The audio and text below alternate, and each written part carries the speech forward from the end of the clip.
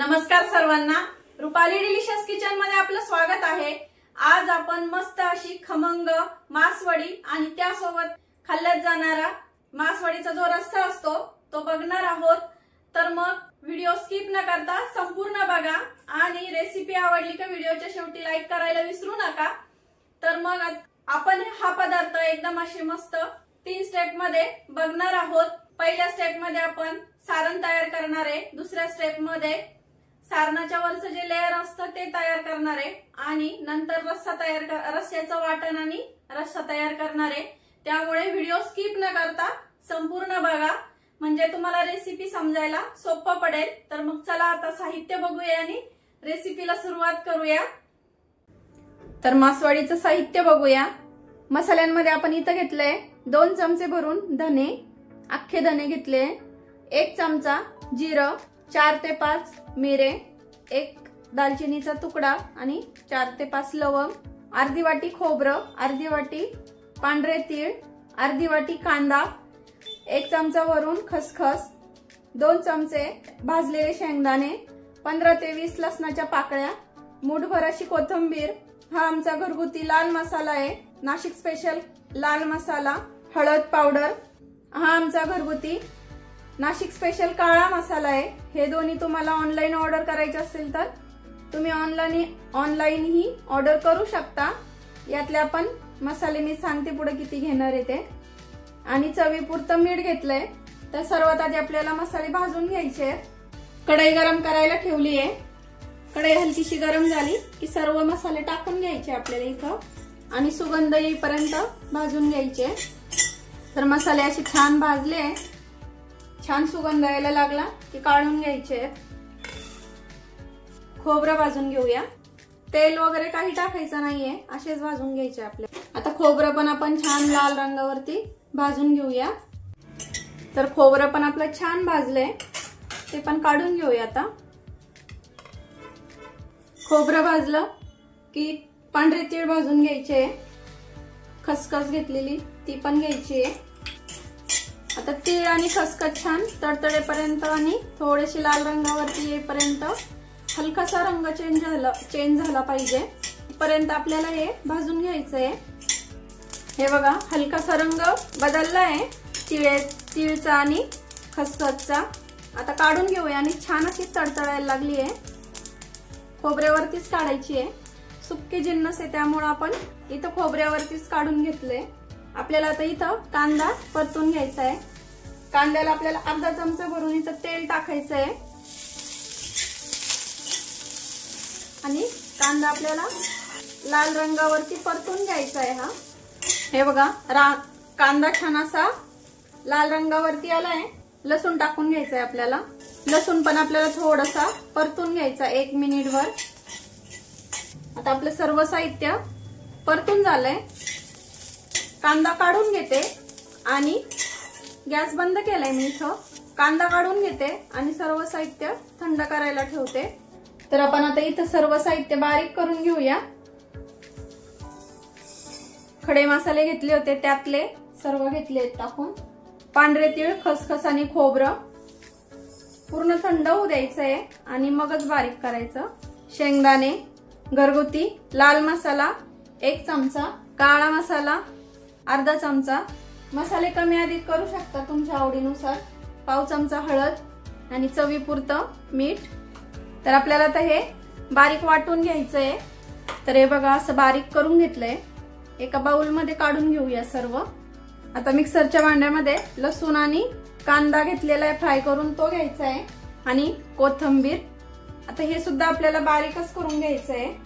तर हे बघा या पद्धतीने आपण इथं बारीक करून घेतलंय कांदा आणि लसूण। आता हे आपल्याला यामध्ये मिक्स करायचंय, कांदा, लसूण आणि कोथिंबीर। तर आपल्याला हे सर्व साहित्य एकत्र करून घ्यायचं मिक्स। छान सुगंध एवढा छान येतोय ना, खूप छान सुगंध येतोय। खडे मसाले, खोबरं, तीळ एकदम मस्त। आता हे मी असं छान मिक्स करून घेते। तर हे बघा असं छान मी मिक्स करून घेतलंय। खूप जास्त असं ओलं किंवा खूप असं जास्त मोकळं असं झालं नाही, असं ह्याच पद्धतीमध्ये आपल्याला पाहिजे मासवडीचं सारण। आता पहिल्या स्टेप मध्ये आपण मासवडीचं सारण बघितलं दुसऱ्या स्टेप मध्ये आपल्याला इथं मासवडीचं बाहेरचं जे आवरण असतं ते बघायचं आहे। मासवडीचं जे वरचं आवरण करणार आहे आपण त्यासाठीचं साहित्य घेतलं। इथं आपल्याला वाटण तयार करायचं आहे। 5 ते 6 हिरव्या मिरच्या, 9 ते 10 लसणाच्या पाकळ्या, अर्धा चमचा जिरं लागणार आहे, बेसन पीठ, फोडणीसाठी आपल्याला जिरं, हळद, हिंग, चवीपुरतं मीठ आणि कोथिंबीर एवढं सर्व साहित्य लागणार आहे। तर आपण आता एक प्रकारचं हे पिठलंच असतं, तर मग आपण आता हे पिठलं तयार करून घेऊया। सर्वात आधी आपल्याला ठेचा तयार करून घ्यायचा आहे। हिरवी मिरची, लसूण आणि अर्धा चमचा जिरं याचं आपण असं ओबडधोबड असं वाटण तयार करून घेऊया। तर हे बघा असं मिरचीचं वाटण तयार करून घेतलंय। आता फोडणी देऊन घेऊया। कढई गरम करायला ठेवली आहे, तेल टाकून घ्यायचंय आपल्याला। इथं 3 ते 4 टेबलस्पून इथं मी तेल टाकून घेते।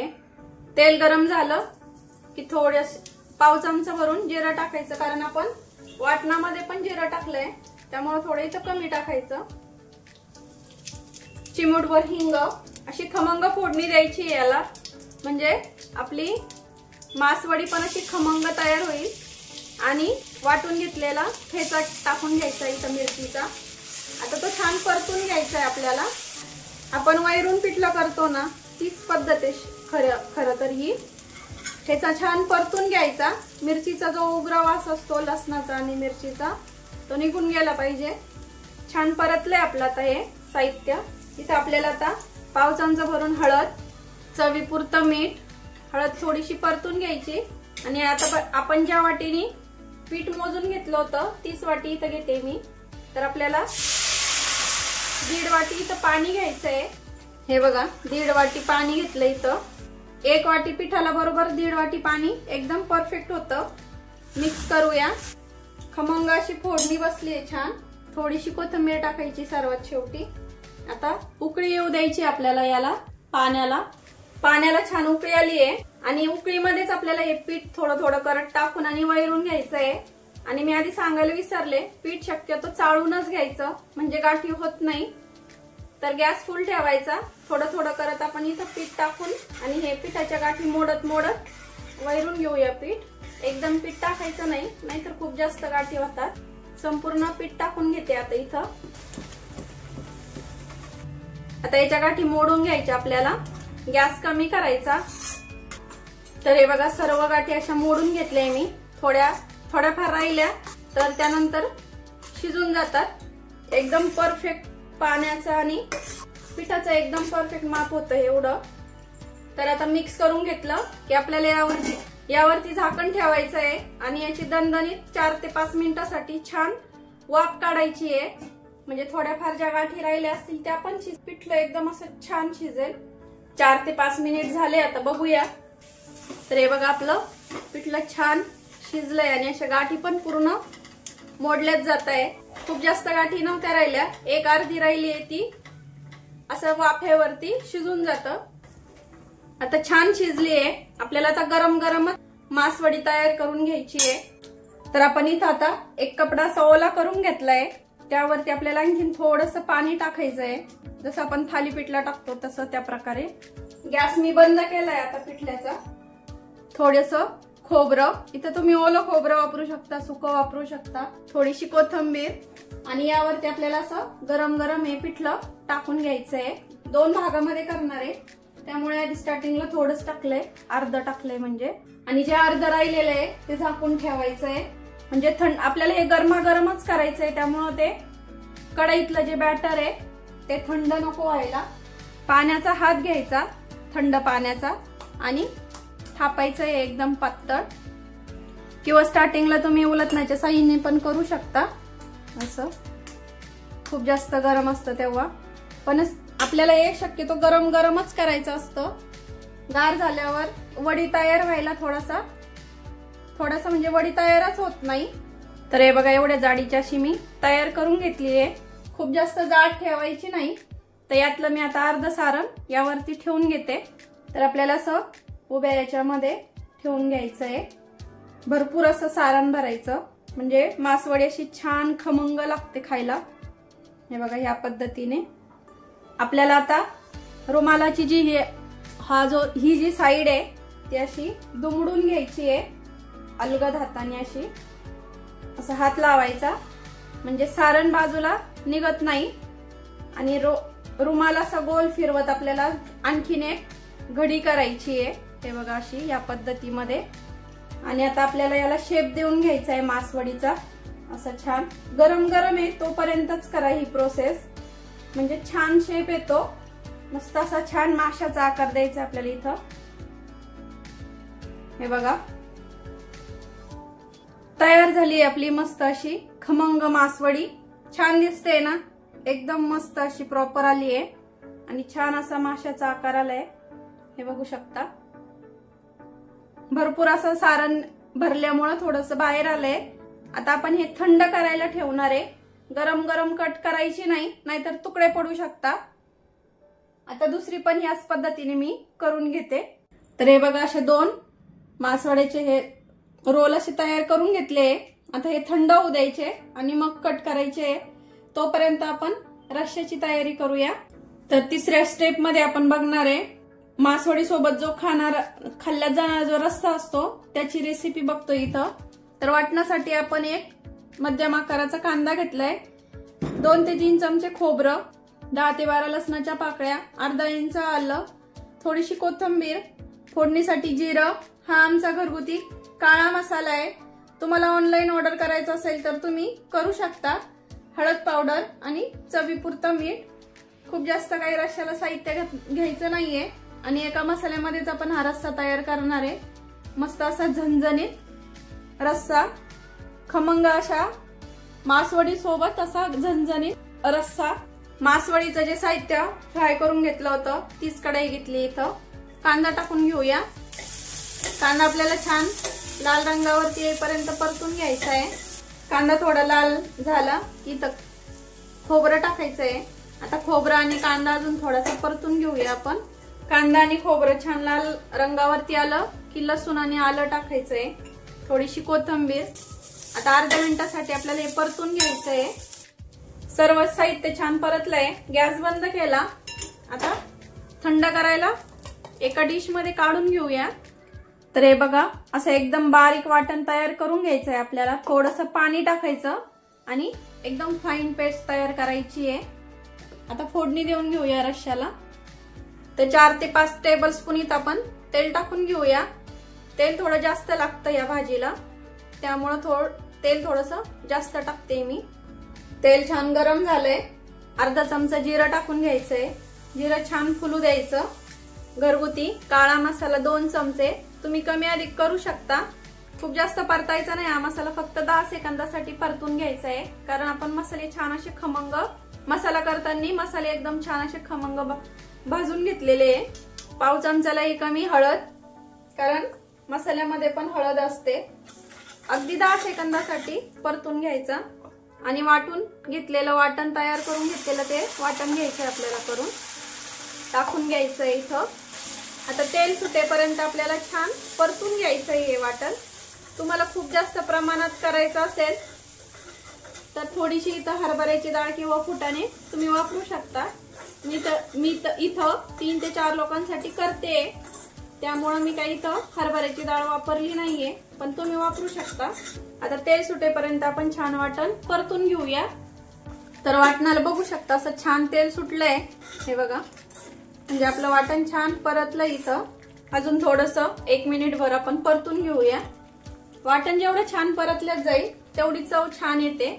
आणि एक साईडला मी पाणी पण गरम करायला ठेवलंय. आपल्याला रश्श्याला पाणी गरमच वापरायचंय, त्यामुळे रश्श्याला छान तरी पण येते आणि चव पण छान लागते. तर हे बघा आणखीन 1 मिनिटभर परतून घेतलंय. आता मसाला छान कढईपासून सुटायला लागलाय, याचा अर्थ आपला मसाला छान परतून झालाय इथं वाटण. आता पाणी गरम करून घेतलंय, ते पाणी आपल्याला इथं टाकायचंय. आता तुम्हाला किती रस्सा घट्ट पातळ हवाय त्यानुसार इथं आपण पाणी टाकून घेणार आहे. गरम पाणी असलं तर उकळी फुटायला पण कमी वेळ लागतो. थोडंसं मिक्सरच्या भांड्यात पाणी टाकून ते पण टाकते. तर अजून थोडंसं पाणी टाकते मी. जवळपास मी एवढ्या वाटणासाठी 1.5 ते 2 ग्लास पाणी टाकलंय. हे बघा एवढा दाटसर असा ठेवलाय, हा रस्सा खूप जास्त घट्ट किंवा खूप जास्त पातळ नसतो, थोडासा असा मध्यम असतो, त्यामुळे भाकरी बरोबर किंवा चपाती बरोबर खाताना छान लागतो। सर्वात शेवटी इथं आपल्याला चवीपुरतं मीठ टाकून घ्यायचंय आणि थोडीशी कोथिंबीर। आता आपल्याला हा रस्सा छान उकळून घ्यायचा आहे 8 ते 10 मिनिटांसाठी।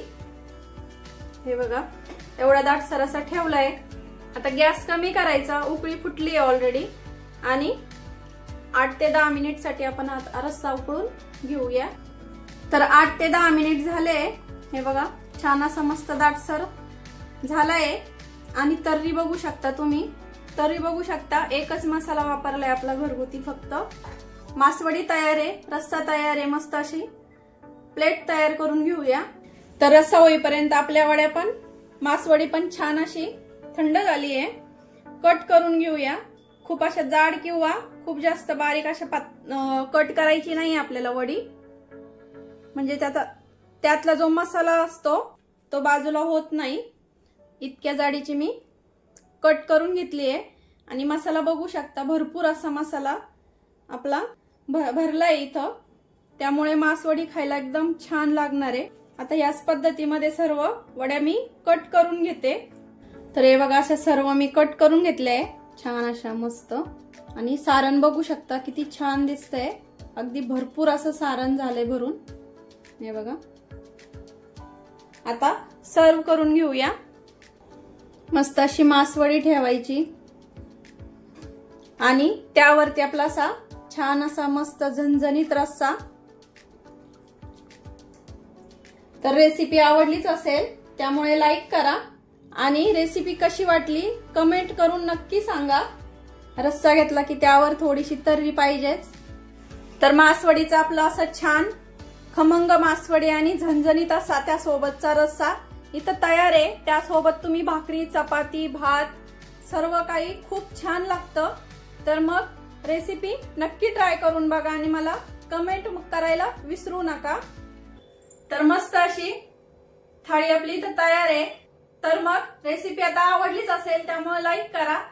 व्हिडिओ आवडला असेल तर लाईक, शेअर, सबस्क्राईब करायला विसरू नका। रेसिपी नक्की ट्राय करा, कारण घरचं जेवण हे खरंच स्वादिष्ट असतं। अशाच नवीन छान छान रेसिपी सोबत पुन्हा भेटूया। तोपर्यंत बाय बाय।